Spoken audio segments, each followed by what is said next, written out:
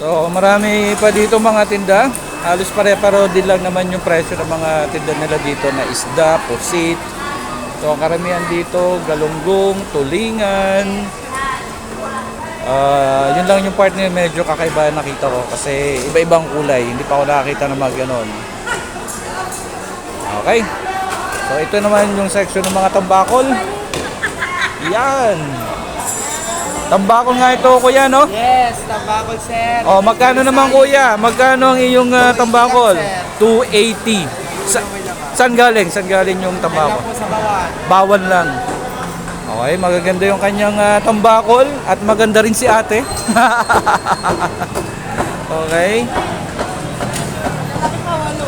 Malalaki ang kanyang tambakol. Magkano ang kilo, ate? 280 po, may ulo, may laman. 280. Na kilo, may ulo. May ulo, may laman. Ano yung mix na siya? Hindi siya purong laman or ulo lang. Minimix na. Okay, so pinagsasama na nila yung ulo at saka laman. Pag bumili kayo dito, 280 tambakol, 1 kilo. Yes, madam. Magandang umaga po. Angas, Batangas po. Opo, bago pa lang po. Bago pa lang nagsisimula. Galingan mo po niya, ha? Yes, ma'am. Pagka tayo kumita, babalikan ko kayo. Hello po.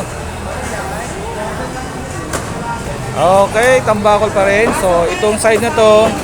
So, from here, mula dyan, hanggang dun, tambakol yan. At sa kabilang side naman, ay di ito ng ating mga karne. Ayan. Kuya, ako pero kami. Boss, pa-vlog ha? Magkano ang kiluhan ng ating karne ngayon? 340 po. 340, laman, mga ganon. Yung regular po. Ang regular, 340, tapos yung mga buto-buto, ano ba tawag doon? Binakbakan ba? Opo. Magkano yung ganon? 320. 320. Tapos pag pata, ganon din, mga 280 po ang pata, ang una. 280. Ang 280 ang una, ang huli, 250. Pwede bang matanong, bakit ba mas mahal yung una? Parang lahat ng gusto sa crispy pata, una. yung kinay-crispy po. Oo. Bakit sa tingin mo, kuya, laging una yung kinay-crispy? Mas malaman ba ang una? Naman po malaman. Ay. Oo nga naman, oh. Mas malaman nga. Mas malaman ang una. Spare ribs, magkano, kuya? Spare ribs na ganyan, no? 340. 340 spare ribs. Tapos pag laman loob. Okay. Thank you, kuya. Thank you. So, marami yan. Halos pare-pareho din lang naman ang presyo natin. Ikot tayo dito sa mga pagitan ng mga stalls. Ito, mga giniling. Magandang umaga po. Makikiblog ko sa inyo. So, iba, Batangas City Old Public Market. Ayan, mga longganisa. Madam, magkano yung longganisang ganito? 300 po. 300. Ano yan? Pag binili, diretsong or Kung kalahati. kalahati. Kasi parang ganito rin, no? Gano'n lang nila, tinali-talian. So, ito naman. Itong isang diretsong bilog na to, magkano yun? May 1 kilo ba yun? Timbang po, wala pong So, hindi sure kung ano yung kilo niya. Ito parang, may putol. Parang sausage, ano? Thank you. Magkano pong kilo? 300. Okay.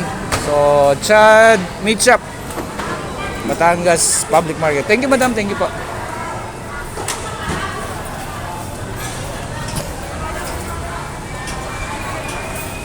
So, ito ang lumang at unang palengke dito sa Batangas.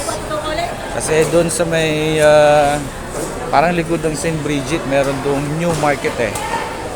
So marami pa rin tayo dyan. Doon ay mga, hello kuya, magandang umaga. O, magkano ang ating karne? 340 po, sir. 340 ang Kilo. kilo. Anong parte ng baboy yun, kuya? po, pigi. Kasim, pigi, 340. 70 yan din po. 270 ang? 370 370. ang lempo. Mukhang masayahin si kuya. Ano pangalan ni kuya? Ari po, sir. Kuya Kaloy. Laging pogi. Laging pogi. Oh, ayan ha. Kita nyo naman ha, poging-pogi lagi. Ayan, may bumili na. Nakatuwa naman, very accommodating yung ating mga magtitinda dito. Madam, magandang umaga. Magkano po ang ating isda naman ngayon? Ay, manok ngayon? 220 po per kilo. 220. Anong pangalan po ni ate? Tintin po. Si Ate Tintin. So, ang tinda naman ni Ate Tintin ay mga manok. 240 ang kilo. Sa Atay Balunan, ganun din? 230 po. 230. Atay Balunan, 230. Thank you, madam. Okay, hello po. Magandang umaga po. Hello, madam. Very smiley yung mga magtitinda natin dito. Very accommodating. Mabait sila.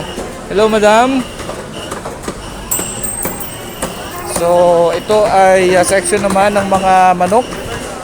Pag kayo ay napapaibig mag helmet, Adidas, ito dito, nandito yung maraming paa at ulo ng manok. Okay. At yung kanilang mga manok ay matataba, bintog na bintog ang dibdib. Sa umaga, siyempre, sariwan-sariwa yung mga tinda natin dito. Ito yung price list ng kanilang manok. Ayan. Kumusta yung presyuhan ng manok sa inyong lugar dyan? Compare dito sa Batangas City. So, dun sa side na yan, manok pa rin. Pero sa medyo pabungad na po dito, yan, mga gulay na to. Tambak ang gulay dito sa dami. Lahat na yata ng uri ng gulay nandito. Mga nakabalot na. Mga pang, anong tawag natin dyan? Pang... Magbabalag si tatay. At mga tsuktsak seneng anik-anik pa dito sa may una-unahan. Sir, gulay. Thank you po. Ang tawag dito, bulang lang ano? Bulang lang po. Pang Gulay bulang lang. pampansin. Gulay pampansin. Pag ganito, karami, magkano to ate? Tinitimbang po yan. Ah, 100 ay. po kilo. 100 ang kilo, ang dami ha. Opo. Oo nga. Good for ano yan. Tapos, Depende po. meron- Nakatakaw. 20 po. Meron siyang sweet corn.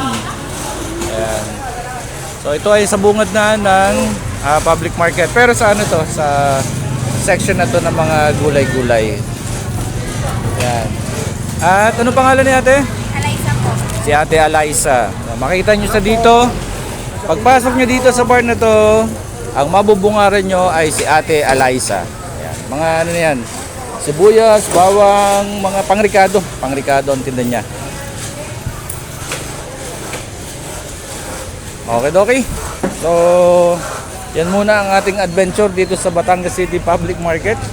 Supposedly kasi mayroon tayong naka-schedule na pupuntahan. Kaya lang ay na-cancel po. Hindi ko nabasa yung kanilang message kahapon. So we take the opportunity na rin na makalakad at makapag-ikot, makapag-vlog dito sa Batangas City Public Market. And maraming salamat kasi very accommodating yung mga magtitinda dito. Mula dun sa parte ng mga lutong ulam hanggang makalabas tayo dito sa kabilang side. So magandang umaga ho, Batangas City. Ayos siya, diyan muna ho kayo. Diyan na muna kayo.